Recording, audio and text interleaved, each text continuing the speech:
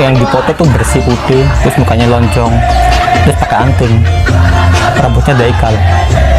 Bukan seperti Peggy Setiawan yang ditangkap ini, yang buru bangunan ini. Iya, bukan.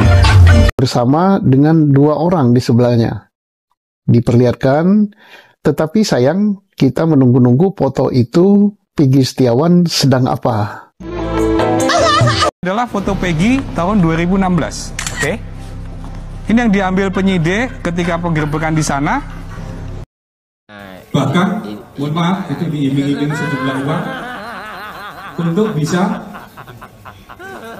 tidak memberikan keterangan sesuai dengan apa yang dia tahu, apa yang dia lihat, dan apa yang dia tahu. Saya kan menghadirkan saksi alibi, boro-boro mau mengarahkan, boro-boro mau ngasih ini. Oh, mereka bicara yang sebenarnya aja selalu diarahkan sesuai BAP oleh hakim, sesuai BAP oleh hakim. Mana bisa saya ngiming-ngiming duitnya dari mana juga ngiming-ngiming. Selamat datang di Ijo Channel.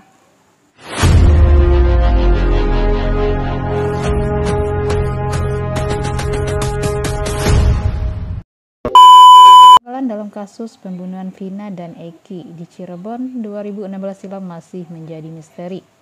Adanya perbedaan laporan dari ayah korban Eki, Ibtu Rudiana, dengan hasil visum kematian Vina dan Eki juga tak luput dari perhatian. Bahkan Ibtu Rudiana juga sempat diperiksa oleh Propam Polri, namun Mabes Polri memastikan bahwa proses penyelidikan kasus pembunuhan Vina dan Eki di Cirebon pada 2016 lalu sesuai dengan prosedur.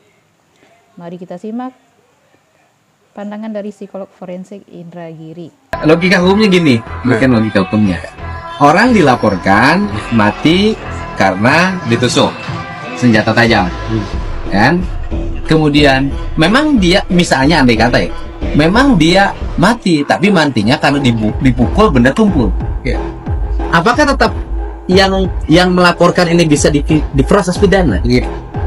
Bunyi pasal 220 KUHP itu kurang lebih begini gitu. Ya. Barang siapa yang membuat laporan tentang katakanlah sebuah perbuatan melanggar hukum, tapi si pelapor itu tahu bahwa sesungguhnya tidak terjadi, itu tidak, karena kebohongan. Otopsinya itu setelah laporannya. Kemudian pemeriksaan juga tidak menyebut apapun tentang tusuk menusuk itu.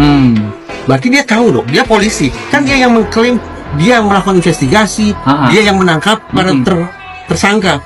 Berarti dia kan proses, pasti dia melek dong, pasti tahu dong tentang apa saja yang terjadi terkait dengan kasus ini. Dia tahu, tapi dia buat laporannya sudah terjadi penusukan terhadap 2 terdakwa dan 2 korban meninggal di TKP 2020 atau diduga 2020. Hasil otopsi ya kan dari forensiknya itu terjadi apa? Setelah laporan itu. Oh iya, otopsi setelah laporan. Ya kan? Otopsi setelah laporan. Sedangkan laporan awal sudah menyatakan ditusuk. Pemeriksaan kan sebelum laporan. Ya, artinya laporan awal kan itu pertanyaannya adalah Pak Rudiana mengetahui anaknya ditusuk itu dari mana? Ya, memang itu jadi pertanyaan besar. Sekali lagi, ketika pertanyaan itu belum terjawab, sudah muncul satu persoalan pidana, dugaan pidana, yaitu patut dibesar Rudiana untuk laporan palsu. Karena itu, sejujurnya, ketika saya punya pemikiran tentang perlunya dipertimbangkan melaporkan Rudiana ke kepolisian, adalah untuk memaksa Rudiana untuk bicara tentang peran Rudiana dalam kasus ini. Presiden Jokowi itu sudah bilang, ungkap transparan, eksplisit tuh keluar dari mulut dia, transparan. Nah sekarang Rudiana sekian banyak penyidik sudah diperiksa, tapi kemudian publik tidak dikasih tahu tentang hasil pemeriksaan itu. Apa jawaban dari Rudiana setelah diperiksa? Iya, bisa saja Rudiana dan penyidik disimpulkan sudah melakukan pelanggaran, misconduct, akan mungkin juga pidana misalnya, lalu dikasih sanksi. Kan kita hanya berharap itu sebetulnya. Tapi kan tidak ada sampai sekarang. Dalam pandangan Bapak, pembunuhan itu ada nggak? Saya hanya berani mengemasnya dalam bentuk pertanyaan. Iya. Benarkah kedua korban ini meninggal akibat pembunuhan? Ibtu Rudiana diduga membuat laporan palsu soal kasus Vina Cirebon pada 2016 lalu, yang membuat ahli forensik Reza Indragiri menyebut bisa dipidana. Ahli forensik Reza Indragiri menduga laporan palsu Ibtu Rudiana dalam kasus Vina Cirebon ini berkaitan dengan penyebab tewasnya Vina dan Eki. Menurut Reza Indragiri, dalam laporannya Ibtu Rudiana mengatakan bahwa Vina dan Eki mengalami luka tusuk dan meninggal di TKP Cirebon. Laporan tersebut, kata Reza Indragiri, diberikan Ibtu Rudiana pada tanggal 31 Agustus 2016 atau 4 hari setelah kasus Vina Cirebon terjadi.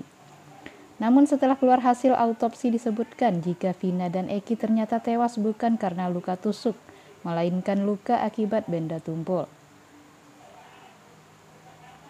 Ketika autopsi dilakukan, dokter lagi-lagi tidak ada yang mengatakan bahwa almarhum Eki meninggal akibat tusukan. Tidak ada.